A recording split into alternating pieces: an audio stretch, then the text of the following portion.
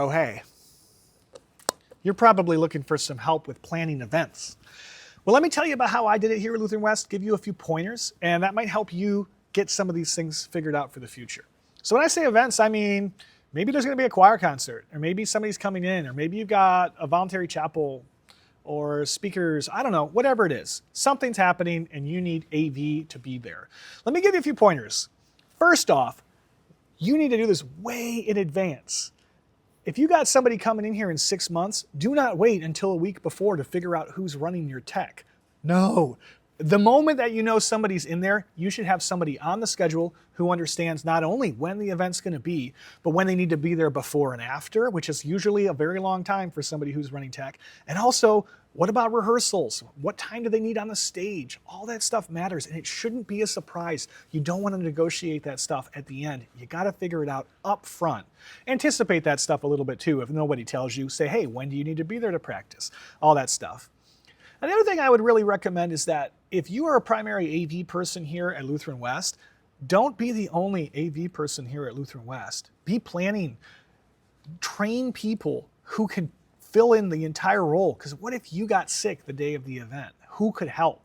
That's pretty tough. I would try never to run an event without two people who really know how to do at least some of the stuff. So if something happens, there's still an option. But in general, you don't want to be the only person at the school who understands how to turn on the light board, who understands how to run the sound system. And if you're coming into this video going, oh my gosh, we have an emergency, we're running this event, and I don't know anything, but now I'm in charge, you got some videos to watch. There's a whole bunch of them on a YouTube playlist, and you might be able to get some help from those. But it's not really the way you want to do it. Try to be there way in advance. So once you know that, you're going to talk to the people who are coming in, maybe it's choir, maybe it's something else, and say, well, what do you need? I've got these microphones. I need 3 instrument microphones. I've got a piano, I've got a guitar. Or if it's a video thing, how many different scenes do we have to set up? What kind of lighting do we need? How many microphones do we got to have? Is there going to be a computer involved, a projector? Do we need a clicker? All that stuff is something you should know.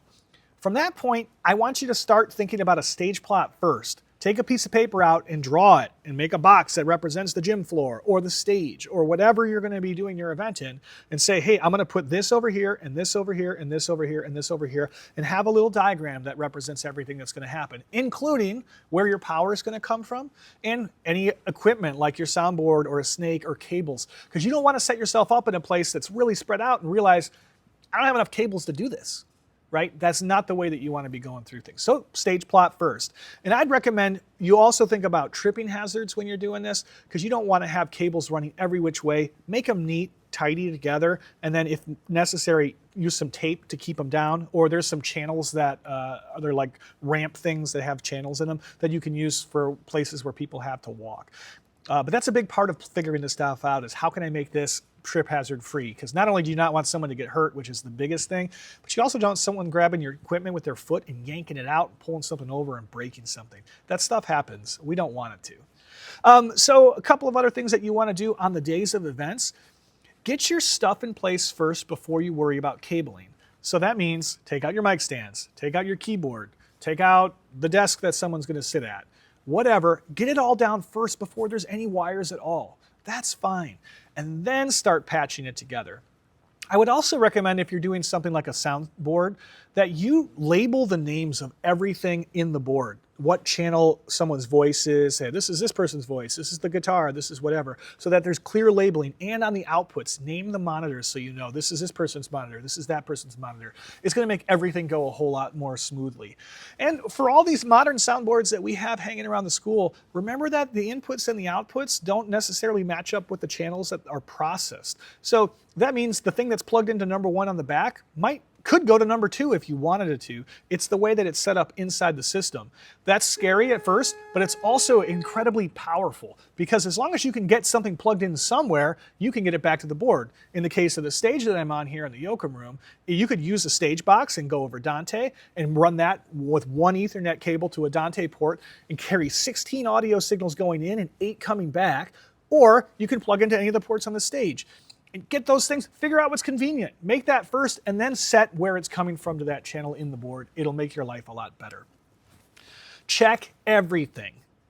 Everything. I never run an event until I know that it works. I want to make sure that my mics work. And then make sure my batteries are charged. Make sure if I have an iPad that the battery's charged. I want to make sure if somebody's showing a video that the sound comes through correctly, that it plays from start to end, that it looks okay, that my clicker works. Every single thing has to be tested, because then you have time to figure it out. And don't do it like right before the event.